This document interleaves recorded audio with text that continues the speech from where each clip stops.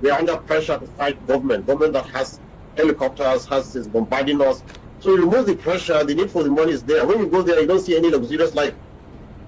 You don't see any luxurious life at all. They are living in huts. They have nothing. They drink sometimes from the stream. So I don't think we can say that they are used to a luxurious life that they won't live it. Actually, they don't even know it with all the money they get. Sheikh, like you said, they are under pressure. Government is bombarding them, and according to what you say, they are saying that it looks like they're under attack. So maybe they're acquiring weapons to protect themselves. But then again, if the pressure is that much, why don't they renounce banditry? And are they also considering the lives of those that they are also taking, and the lives of people that they are also making, unlivable? Okay, you see. If they leave banditry, they will have source of financing their war machine. The question you asked, why are they fighting them? You see, the herdsmen has gone through a lot of hardship. No government has really actually sat down to see into their plight, to modernize them, to even spend anything. Not one kobo of our Nigerian budget goes to them. And now they feel they... Until we begin to intentionally lock out people like Gumi, Nigeria will never win against insurgency and all those criminals. I'm telling you the truth. Until a man like Gumi, a person like Gumi is locked away, until a man like Gumi is locked in a black site, we will never know peace in this. I'm telling you the truth. You know, if you have known anything about me, is the fact that you know that I'm brutally honest, and I'll tell you exactly how it is. Until a man like Gumi, a leader of Jibwis, a leader of Jamaatul Nasrul Islam, is locked away, we will not know peace. Gumi in this video is literally making a defense for the terrorists. He's telling them that he's telling us that they have no choice. They have to kidnap to make money. He's telling us that they have to kidnap to make money. He's telling us that they needed the money, so that they need the money, and so they have to do what they have to do to make money. A man like Gumi, how many times have you ever seen Gumi come online and speak for the victims, and speak about the cruel treatment for the victims, and talk about the 37 victims that were kidnapped from the church that are seeing the deaths of kidnappers? And talks about what the kidnappers, the 2-year-old child, the one that have your child, the pregnant women, the school children that are in the den of kidnapper. Have you ever in any time seen Gumi come to condemn terrorism and speak for the victims? No. He's always at all times speaking for the terrorists. He'll tell you why the government need to negotiate with them. He'll tell you why the government shouldn't call America, or why the government shouldn't partner with America. He'll tell you why they have to do what they have to do. Gumi is literally making a defense for terrorists here. Until a man like Gumi is locked away, we will not know peace in this nation. And brethren, yesterday night, in the midnight, in my vision of the night, the Lord showed me something. I'm telling you, I woke up for like 10 minutes and I was just praying in the spirit because it was fearful.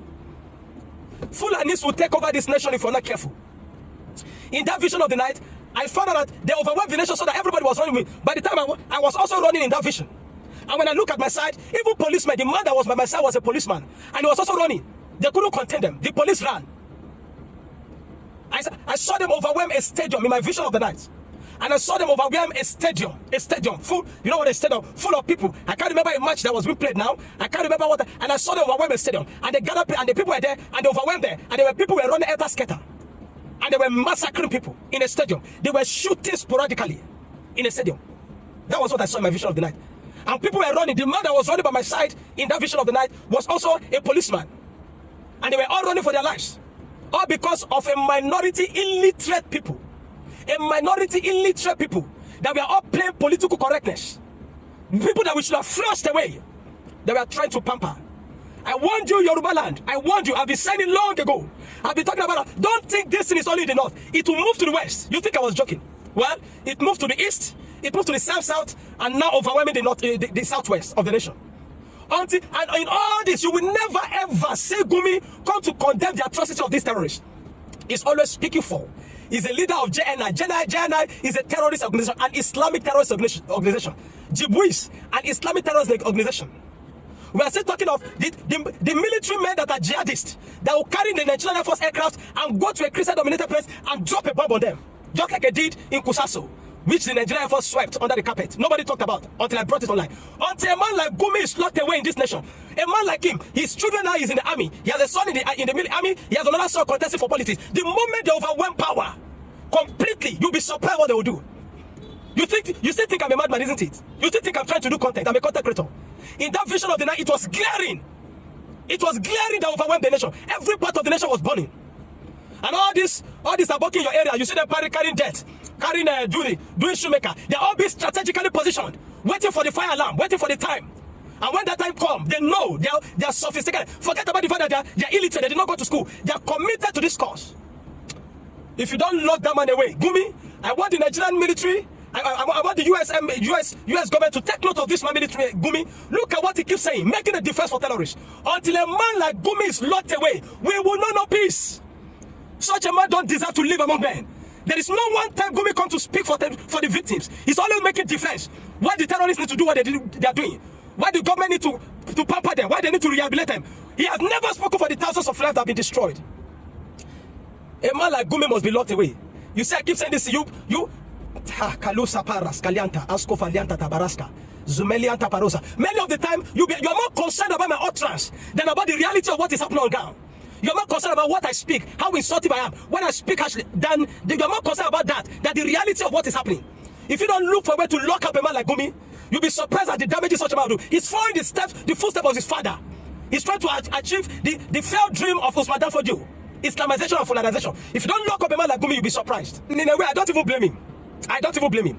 It is not his fault. It is the fault of the media, the local media, the AITs, the NTAs, the channels TVs. That instead of giving airtime and giving time to listen to sane human beings, people that are sane, people that are logical, people that have the fear of God, people that have the spirit of God, they would rather give airtime to idiots and lunatics like Gumi to come and spew nonsense on air because they want to gain traffic. They want to generate traffic. Such a bunch of useless idiots. The media of complicity, these AITs, you don't see reasonable people in this nation. You can't find Reverend Zekatachoma to invite. You've not seen credible people to speak to. When was the last time you brought in the Northern Kankan chairman to come and speak on the issues? You've not seen reasonable people to invite. You always bring Gumi. You always bring Gumi because you want to gain. You want to generate traffic. You all are complicit. You give time to a lunatic lady to come and speak nonsense. Shame on you, NTA. Shame on you, AIT. And every media station that keeps giving this idiot airtime. Shame on you all.